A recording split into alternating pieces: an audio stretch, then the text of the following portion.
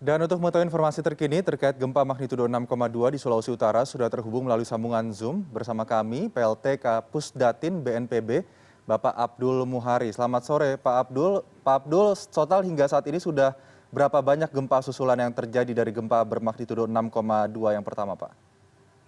Baik, terima kasih Mas Aldi. Koordinasi kami dengan Badan Meteorologi, Klimatologi, dan Geofisika, data menunjukkan bahwa dari pagi sampai sore ini sudah terjadi 27 kali gempa susulan, tetapi memang tidak seluruhnya dirasakan oleh masyarakat karena magnitudonya cukup kecil, terhitung hanya yang signifikan dua gempa susulan persis setelah gempa utama. 7 menit dan 4 menit dan 7 menit setelah gempa utama magnitudo 5,8 dan 5,1. Setelah itu kekuatan gempa susulan melemah hingga sekarang, tetapi aktivitasnya masih ada. Jadi tetap kita harapkan masyarakat masih waspada untuk menghadapi kemungkinan potensi gempa susulan yang masih terjadi. Oke, Pak Abdul, jika gempa magnitudo besar yang terjadi pada pagi hari, berarti gempa terakhir yang dirasakan pada pukul berapa Pak di sana? Dari catatan kami, gempa terakhir yang mungkin cukup signifikan yang dirasakan oleh masyarakat itu sekitar pukul 8.58 WITA. Itu kekuatannya sekitar 5,1. Jadi setelah gempa 5,2 ada gempa susulan.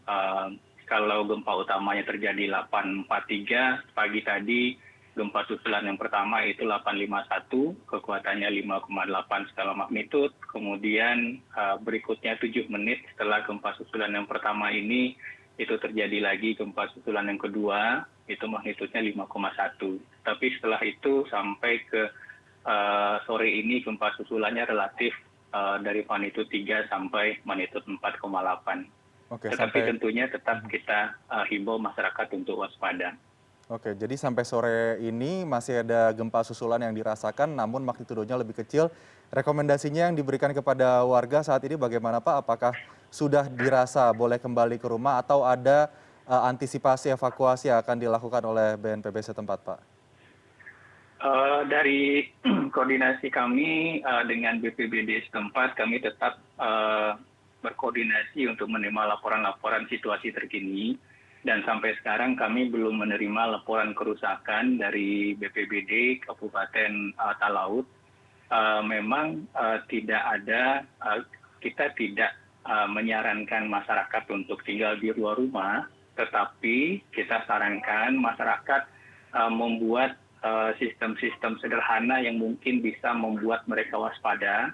Misalnya hal-hal simpel saja dengan menumpuk kaleng bekas yang diisi batu, misalkan, sehingga ketika terjadi guncangan itu akan berbunyi, masyarakat bisa waspada dan segera keluar rumah. Karena kita ketahui sebenarnya bukan gempanya yang nanti bisa berakibat fatal, tetapi kalau kita terlambat keluar rumah dan ketika rumah itu mungkin ada kerusakan. Demikian, Mas. Oke, jadi mitigasi harus dilakukan juga oleh warga secara pribadi ya Pak Abdul. Pak Abdul, untuk diketahui juga oleh masyarakat mungkin apa yang mendorong gempa terjadi di Sulawesi Utara pada pagi tadi sampai dirasakan sore hari ini?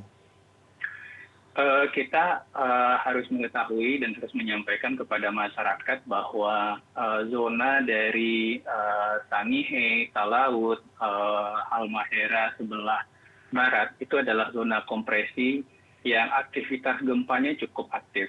Kita mungkin masih ingat tahun lalu 9 September 2020 juga gempa terjadi di sebelah selatan Pulau Sangihe dan ini cukup merusak. Waktu itu laporan yang kami terima dari BPBD tercatat 55 rumah di Kecamatan Beo, Pulutan, dan Rainis, Kepulauan Talaut itu mengalami kerusakan.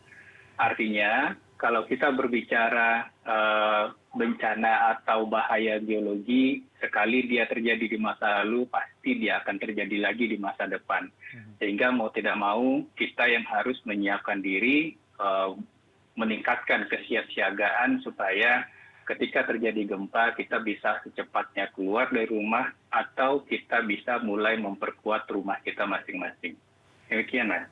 Oke, jadi memang seperti aktivitas lempeng yang historikal terjadi begitu ya Pak ya, tidak ada hal yang kemungkinan bisa membahayakan ataupun mendorong gempa yang lebih besar begitu ke depannya. Untuk sementara terima kasih Bapak Abdul Muhari, PLT Kapusdatin BNPB sudah bergabung bersama CNN Indonesia Newsroom pada hari ini. Selamat sore Bapak, sehat selalu.